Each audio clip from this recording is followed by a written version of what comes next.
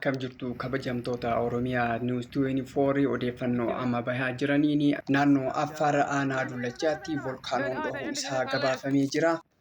Akkuma beekamu as dhiyeenya biyya keenyatti naannoowwan garaagaraa keessattuu gaara Faantaallee irraa ka'uudhaan biyya keenyatti gara naannoo Finfinnee kana dabalatee kirkirri lafaa uumamaa jiraachuun isaa ni beekama. Haaluma kanaan naannoo Affaar Aanaa Dullachaatti hamma volkaanoon dhohuu isaatti gabaafame. Naannawaa tibbana kirkirri lafaa itti mudatee ture keessa Aanaan Dullachaa gaara Dooffaa irratti volkaanoon erga dhohuun isaa hubatamee booda jiraattonni naannicharraa baqachaa akka jiran gabaafamee jira. Dhohiinsa volkaanichaa hordofee jiraattonni naannicharraa miidhaan akka hin geenyeef tattaaffiin taasifamaa jiraachuu naannoo Affaaritti bulchaan godina Gaabbii Raasuu Abduu Alii Faanaa dijitaaliif ibsaniiru. Bu'uuruma kanaan hojiin jiraattota kun buufata yeroo qubsiisuu hojjetamaa jiraachuus kaasaniiru.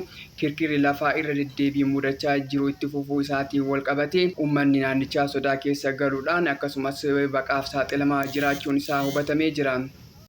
Odeeffannoo biraatiin gaafiin keenya yoo deebii hin arganne hawaasa musliimaa mariisisuun tarkaanfii ni fudhanna jechuudhaan majalisni Tigraay gabaasee jira. Majalisni Tigraay akka dubbatetti manni maree olaanaa dhimmoota Islaamummaa Tigraay barattoota musliimaa magaalaa Aksuumitti hijaaba uffatanii akka hin baranne dhorkaman irratti gaafiin keenya guyyaa 3 keessatti yoo deebii hin arganne hawaasa musliimaa waliin mari'achuun tarkaanfii ni fudhanna jechuudhaan hubachiisee jira. Majalisni naannichaa ibsa baaseen barattoonni musliimaa sababa waraanaa waggaa 3 barnoota irraa fagaatanii turan deeggaruun osoo barbaachisu sababa hijaabaan eenyummaa isaanii calaqqisiisuu uffataniif barnootaan ala gochuun seeraan ala jechuudhaan qeeqee jira.